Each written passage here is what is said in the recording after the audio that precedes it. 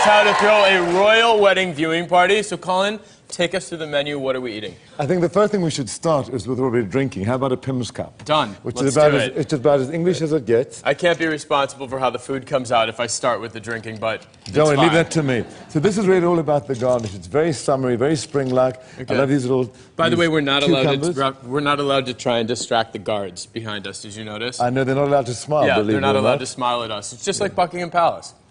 Okay, but we give them one glass of this. I promise they'll be smiling for the rest of the day, Nate. Okay, so now that we have a cocktail in our hands. Okay, all right. Thank you. Cheers. Let's Cheers. get going. So this is about as traditional as it gets. A Pim's Cup to get the day going. Pim's Cup, okay.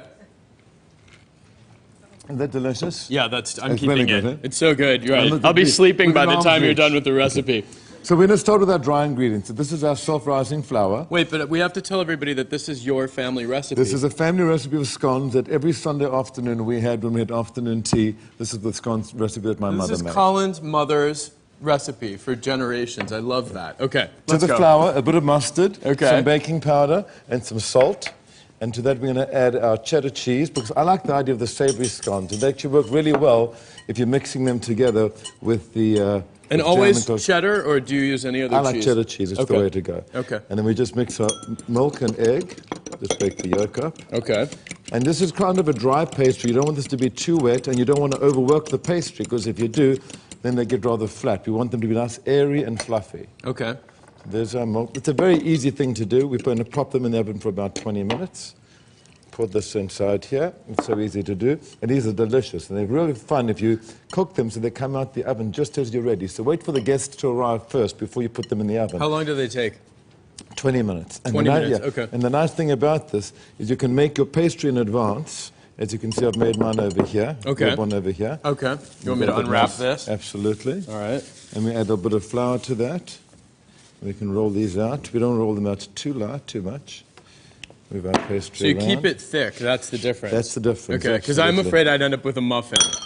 Really? An English muffin, right. Exactly. Or a sausage breakfast sandwich or something. I'm just not that great in the kitchen. But remember, we've got self-raising flour here too, and baking powder, so these are going to rise. Okay.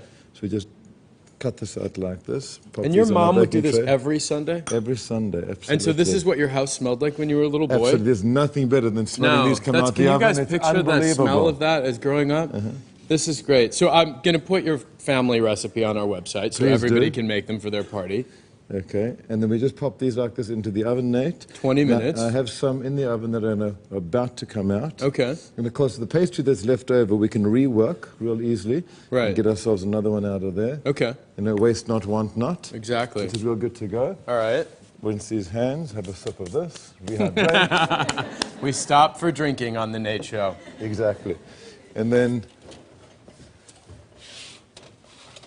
Smell that. Beautiful. Isn't that delicious? So, yeah, can I taste one? Yes, please do. Okay, so here's my question, though. Why do they have little brown spots? Is that the cheese? That's just from the cheese burning and from the heat inside the oven. Okay. Isn't that delicious?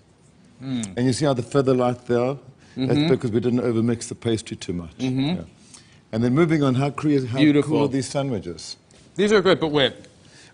So let's remind everybody what the proper toppings are. The best topping is the Devonshire cream, or your clotted cream, or here we call it creme fraiche.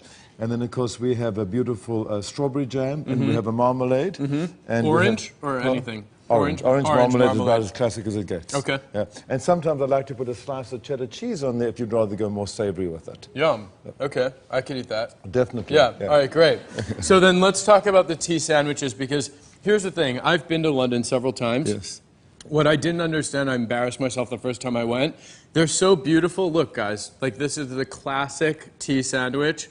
I ate 700. Yes, of course. Because I was like, look, it's a baby sandwich, like a Smurf sandwich. I was like, I can have 5,000 of these. And there's all classic fillings to them. And the thing is, you notice the bread is very thin. See, the good thing is to take your bread and roll the bread with That's what they do? Yes, you roll the bread. Okay. You can either put it through a pasta machine to make it thin or use your rolling pin to make the bread thin. I never knew that. You'll notice that every one of these breads, there's no such thing as having a crust on an English afternoon sandwich. Right. So we remove the crust and we're going to cut them in different ways. So you can cut them as little soldiers, we can cut them in triangles, but these are really beautiful. These are pinwheels. So this is where you cut the bread lengthwise. Right. And you mix the smoked salmon and cream cheese. Right. You put it on a layer and you roll it up in a pinwheel and you cut them at an angle. Adorable. Aren't those cute? All right, so elegant, Colin. Yes, of course. All And right, the trick here is to put all this watercress and iceberg lettuce on top, because the moisture will keep your sandwiches from drying out. There's nothing worse than a dried out English tea sandwich. Right.